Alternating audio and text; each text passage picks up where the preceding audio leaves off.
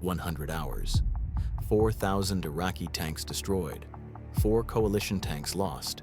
Thermal sights versus no night vision. Depleted uranium versus steel.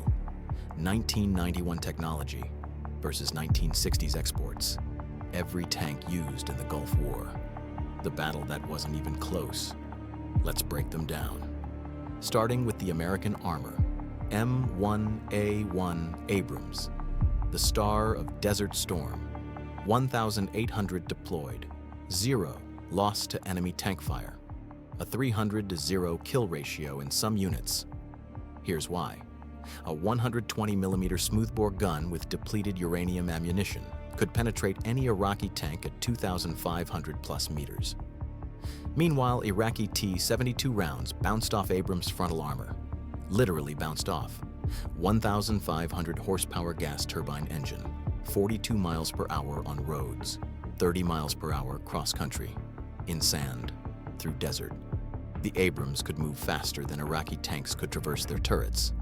Thermal sights. Coalition crews could see Iraqi tanks at 3,000 meters in total darkness or sandstorms. Iraqis had to visually identify targets, if they could see them at all. One Abrams took 3 T-72 hits to the turret at close range. Crew reported it felt like being inside a bell. They returned fire, killed the T-72, kept fighting. The M1A1 didn't just win the Gulf War. It redefined what a main battle tank could be. M60A1, Patton, the Marines tank. Older than the Abrams, designed in the 1950s, upgraded through the 70s and 80s, but still deadly. 105mm M68 rifled gun. Not as powerful as the Abrams 120mm, but accurate and reliable. Marines used M60A1s to smash through Iraqi positions at Kafji and during the assault into Kuwait. The M60 was slower, 30 miles per hour max, and lacked the Abrams advanced armor. But Marine tank crews made it work through superior tactics and training. Over 400 M60A1s deployed, successfully engaged Iraqi T-55s and T-62s. The Patton proved that an older tank in skilled hands beats a newer tank with a poorly trained crew. British heavy armor, FV4030, Challenger 1, Britain's tank. The tank with a perfect record. 226 Challengers deployed, 300 plus Iraqi tanks destroyed, 0 Challengers lost to enemy fire. Then there's the shot. February 26, 1991, a Challenger from the Royal Scots Dragoon Guards spots an Iraqi T-55. Range, 5,100 meters, over 3 miles. The gunner fires 1L, 26A, 1A PFSDS round with a depleted uranium penetrator. Direct hit, T-55 destroyed. Longest confirmed tank-on-tank kill in history. That record still stands today. The Challenger's 120mm rifled gun, different from the Abrams smoothbore, delivered incredible accuracy at extreme ranges. Chabam composite armor made it nearly immune to Iraqi fire. British tank crews advanced 350 kilometers in 97 hours through desert conditions. The Challenger proved British tank engineering was world-class. Now for the rest of the coalition, French tanks and Arab armor. The French contribution, AMX-30, B-2, France's main battle tank. The French deployed the 6th Division Légère Blindée with AMX-30 B-2 tanks as part of Operation Daguet. The AMX-30 was lighter than the Abrams or Challenger, only 36 tons, prioritizing mobility over heavy armor. 105mm gun with a unique 20mm coaxial autocannon for anti-infantry work. Crews loved the 20mm for suppressing Iraqi positions. 270 main gun rounds fired during the war.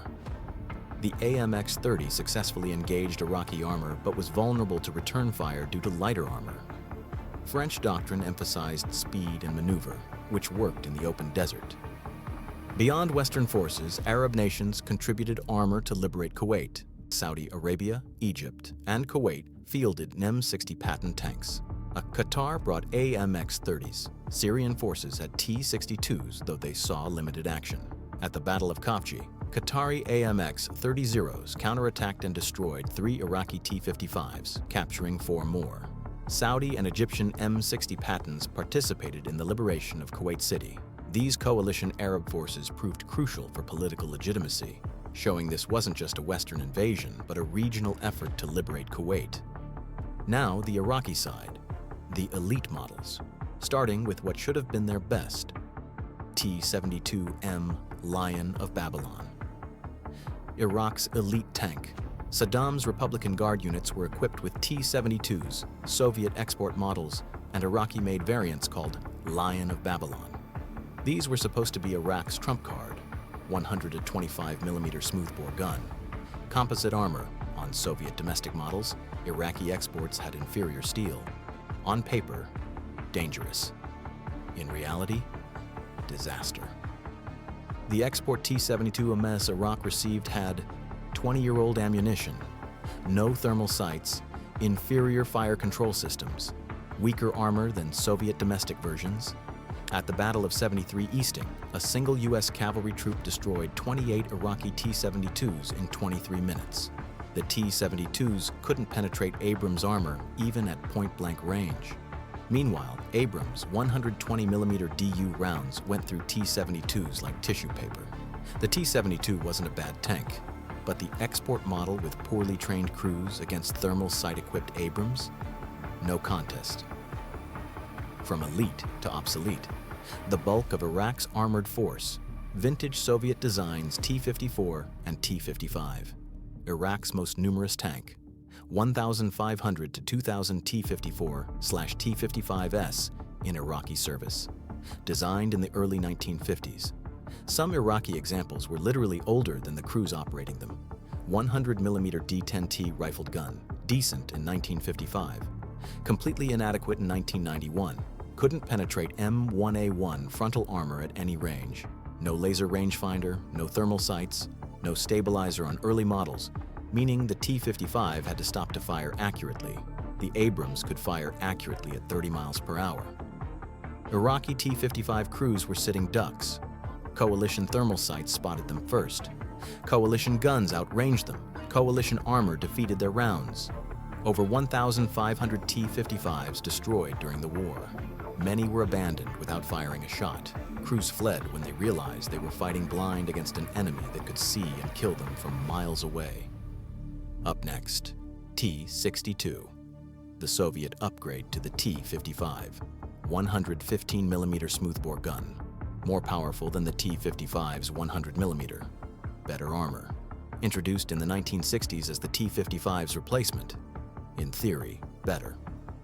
In practice, still hopeless against coalition tanks. The T-62 could penetrate early M60 Patton armor. It couldn't touch an M1A1 Abrams. And like the T-55, it lacked thermal sights, laser rangefinders, and modern fire control. Iraqi T-62s were destroyed in the hundreds. Slightly better than a T-55 means nothing when you're facing tanks a full generation ahead. Now the Chinese supplied armor. Even the Iraqis didn't trust them. The worse than Soviet Type 69. China's attempt to build a better T-55 100mm smoothbore gun, later upgraded to 105mm on some models, based on captured Soviet T-62 technology reverse engineered after the Sino-Soviet split. The Type 69 was Iraq's second-line tank, given to regular army units while the Republican Guard got T-72s. That tells you everything. Reports from the Gulf War noted that Iraqi Type 69 units sometimes fought harder than Republican Guard T-72 units because the regular Army soldiers knew they had inferior equipment and fought desperately. Still, the Type 69 had the same problems. No thermal sights, poor fire control, inadequate armor. Hundreds destroyed. If the Type 69 was bad, Iraq also operated something worse. Type 59. China's direct copy of the Soviet T-54. Essentially a Chinese-built T-54 with minor modifications. 100mm gun. Steel armor, 1950s technology. Iraq used these as second and third-line tanks. Most were destroyed by airstrikes before the ground war even started. Those that survived were easy prey for coalition armor. If the Soviet T-55 was obsolete, the Chinese Type 59 was even worse, a copy of an already obsolete design. Finally, Iraq's lightest armor, a tank never meant for tank battles. PT-76, Soviet amphibious light tank, 76.2 millimeter gun, 14.6 tons. Designed for reconnaissance and river crossings, not tank battles. Iraq had PT-76s from the 1960s. Some were deployed during the Gulf War, mostly in reconnaissance roles or guarding rear areas. The PT-76's thin armor could be penetrated by .50 caliber machine guns. Against an M1A1 Abrams? It wasn't even a fight, it was target practice. Most Iraqi PT-76 were destroyed by aircraft or simply abandoned.